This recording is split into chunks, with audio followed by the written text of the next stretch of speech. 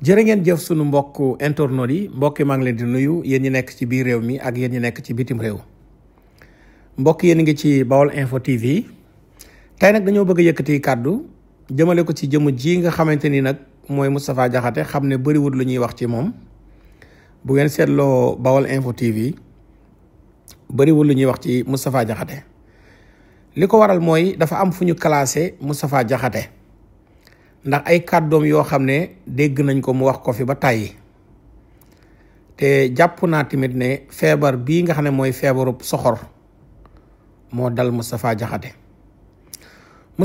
nag yëkkati woon na fi ay kàddu yu ñaaw jëmale ko ci ngën gi mbindeef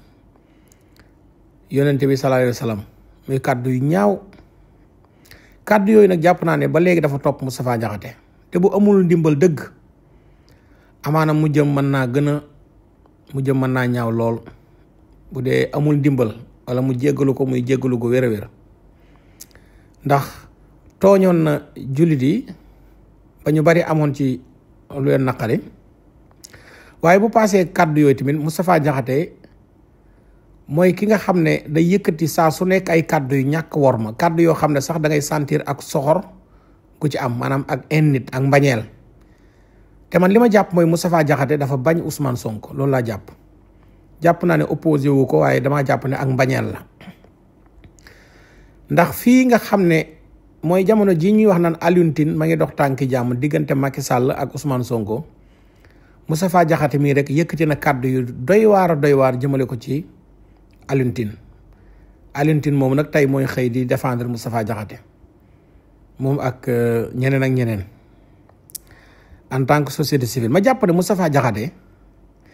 kàddu yi mu yëkkati kàddu yu ñàkk worma la yu mu jëmale ci président Bassirou Diomaye Faye te du ñu wax guléet te Moustapha Diakhaté aussi liñ koy seetaan ci réew mi dafa bëri bu ñu waxantee dëgg maanaam li muy wax kàddu yu ñàkk teggin kàddu yu worma ay saaga wax ju ñaaw jëmale ko ci njiitu réew mi ak Ousmane Sonko bayal bi damaa jàpp ne dafa ëpp kaso nag kenn du ko yéene kenn waaye jëmmi Moustapha Diakhaté moo war a xoolaat boppam adduna nag am na ñoo xam ne dañuy dund ba ni ñuy génnee adduna mën nañ di sonn ndax ñàkk nangu dogalub yàlla suñu borom rek coono foofu la commencé te Ousmane Sonko dafa bëri ñoo xam ne nanguwuñu dogal bi yàlla def ci moom moo tax ñenn ñi bu ñuy wax sax nga dégg leen dañuy mel ne ku noy yëtut ndax xët-xët xol bu bon loolu nag dama jàpp ne coono mënu koo weesu Moustapha Diakhaté kàddu yi mu wax képp ku jàpp ne li muy wax ci protocole bi kese la yaa ngi wax loo xamul wala yaa ngi jàpp loo xamante ni yaa ngi jàpp loo xam ne bokkul ak li am lim doon wax naan Diomaye mooy jiitoog El Malick topp ci Ousmane Sonko topp ci kenn taxul loolu taxul ñu convoqué Moustapha Diakhaté li tax ñu convoqué ko kàddu gi mu yëkkati maanaam ñaawteef gi fu ko waaye nat weesu na ko kàddu gi mu yëkkati waaw jëmale ko ci Ousmane Sonko président Bassirou Diomaye Diakhar Faye ndax ñi ko convoqué ñoom tim ay kilifa lañ xam nañ nasaraan xam nañ baat bu nekk lan lay tekki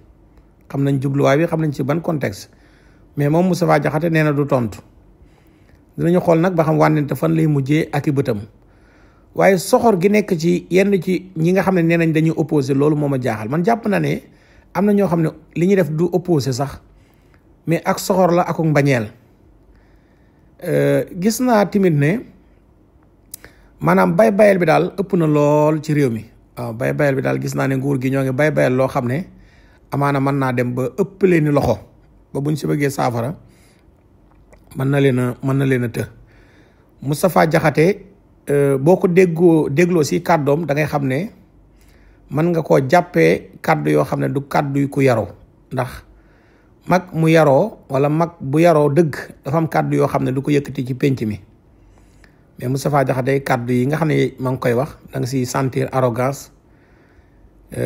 kàddu yi haine yooyu yëpp da nga ko si sentir rawatina suy wax ci Ousmane Sonko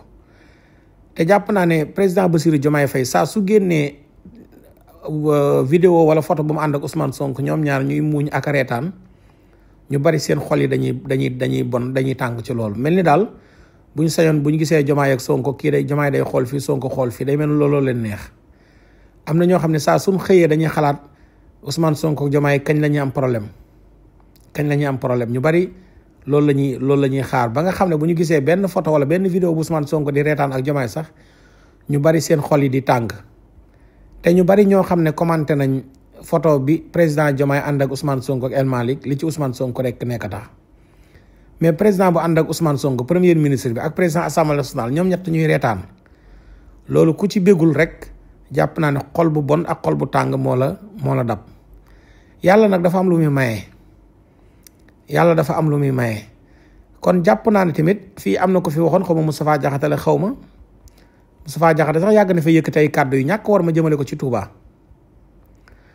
kon Moustapha Diakhaté dama jàpp ne dafa yëkkati kàddu yu ñàkk war ma yoo xam ne yoon war na see def liggéeyam ci wàllu woowu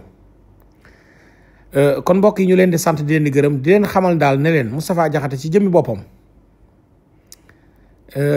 xanaa di ko ñaanal yàlla soppi ko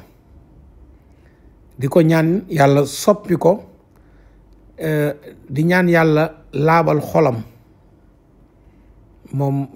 Moustapha Diakhaté kon mbokk ñu leen di jaajëfal di rafetlu seen ànd ak Baol Info TV